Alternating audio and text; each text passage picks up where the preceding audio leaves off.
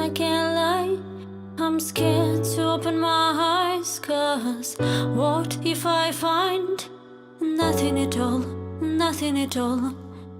What is the point on my lips if they don't make noise? What is the point of doing nothing at all, watching it fall? The flake and burning, you know the time is running, running out. Only I see, oh, the diamonds breaking down. I won't stay quiet, I won't stay quiet, 'cause staying in silence the same as dying. I won't stay quiet, the flake is burning low. This is not a swan song. Swan song.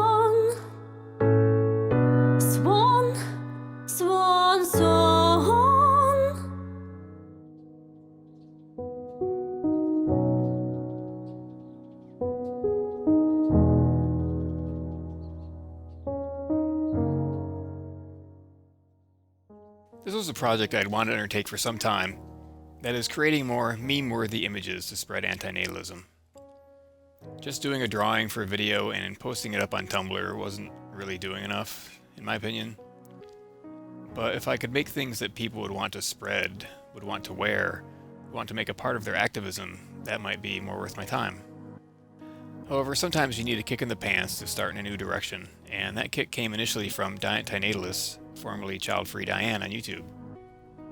She asked if I would be willing to collaborate on a t-shirt project, and one doesn't just say no to Diantinatalist, so of course I said yes, even though I was in the middle of another project that I'll go into later in this video. It was Diane's suggestion to consider the Ouroboros symbol of a snake eating its own tail. It is a very ancient symbol from antiquity that has been associated with many movements and philosophies. But what makes the antinatalist version different is that it has a break, or space in the circle, that represents refraining from procreation and breaking the cycle of birth, suffering, and death. I thought it was a great idea, and there weren't really any high-resolution, detailed drawings out there of it. There are some versions though. Like the first hit on Google image search is of this post on Reddit. However, the snake isn't eating itself, so the tattoo artist kind of fucked it up. It could just be a really short snake that ran afoul of a lawnmower. The subreddit for antinatalism simplified the image so much that it's now just a broken circle. The oldest known Ouroboros comes from the tomb of King Tut, which dates from around 1325 BC. It has been said to represent the cycle of the seasons, sexual union, infinity, and eternity.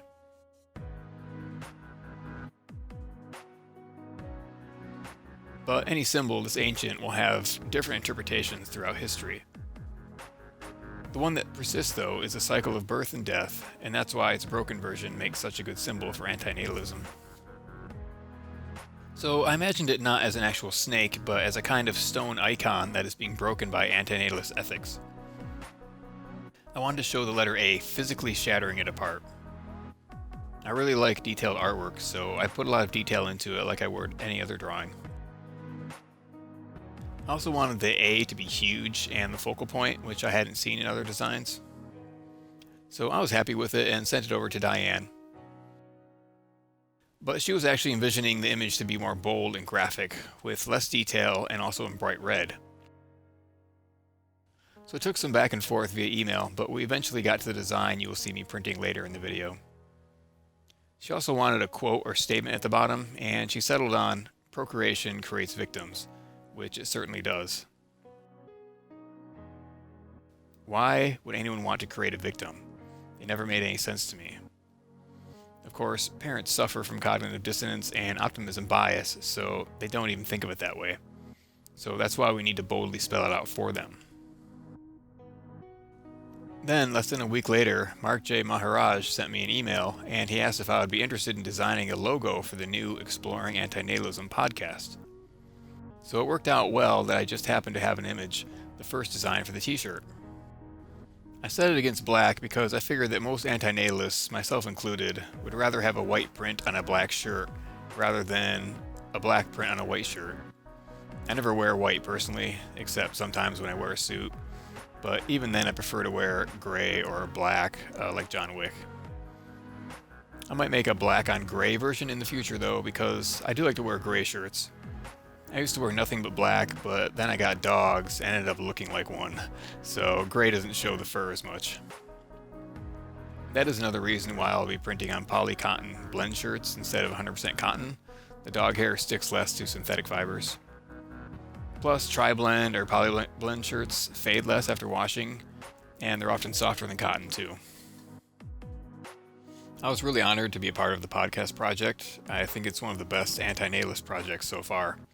I look forward to it every month. I'm really more focused on YouTube antinatalism and whatever comes out in the book world, so a lot of the guests have filled me in on what's going on elsewhere.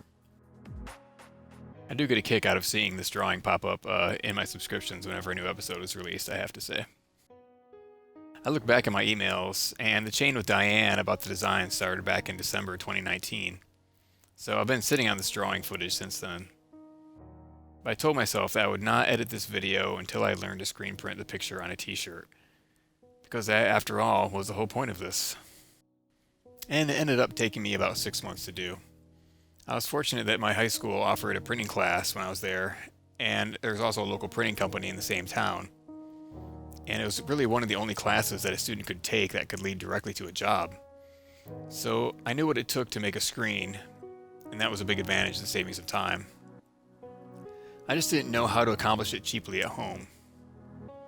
Professionals have expensive UV exposure units to develop a screen negative, so that was the main thing I had to figure out. I did already have some UV lights, so that saved some money. YouTube was just so helpful during this process. I found a video where a guy used a piece of glass and a piece of upholstery foam to sandwich the film positive to the screen, making a tight seal so that you can get just as good of a negative as you could get with a vacuum. Then I just had to perform some tests and find out my proper exposure time. I still needed another kick in the pants though to really make this happen because Diane wasn't in a rush and I was working on another project. Then I got an email from Old Fan asking me if I would be interested in printing a few shirts as prizes for the Why Are You an Antinatalist contest. I was still only in the process of putting my exposure unit together, but I had mentioned my plans to her and she knew the story behind the podcast image. The deadline for the contest was coming up, so I kicked my experiments into full gear and started doing some test prints. I'll spare you all of the mistakes and frustrations I went through, but I finally figured out that my inkjet film positives just weren't black enough, and that's why I was having problems getting a good stencil. I had forgotten that we used to print out 2 laser print transparencies and then tape them together to make them super black. That and the correct exposure time did the trick. So besides all of that, I know some of you subscribers have been wondering where I've been at for the past 6 months. I've actually been working on an antinatalist project, but it's something that I knew was going to take me a long time, and I would have to forego making videos because that would only slow me down. In my Sarah Perry video, I mentioned that I had been thinking about doing an illustrated antinatalist book, and soon after that I decided to just do it. I really enjoy making videos, and I think it's probably the best way to reach people, but I thought I could do something more. So now I'm focused on publishing printed materials, and we'll see how that goes. You can't hand someone a YouTube video, and you can't wear one either, so that's one reason why I'm doing it. I'm hoping these projects will get the message out into the real world outside of YouTube. Who knows how long Google will even tolerate us in the future. So the work is getting close to completion, so I don't feel as nervous about mentioning it.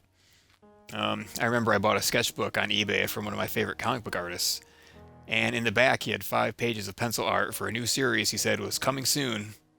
But the sketchbook was from over 10 years ago, and I had never heard of that book, and I did a Google search, and I couldn't find anything on it. So obviously he just never finished it. And I didn't want that to happen to me. I once started a graphic novel and never finished it, so I felt bad about telling people about it when I never even finished the thing.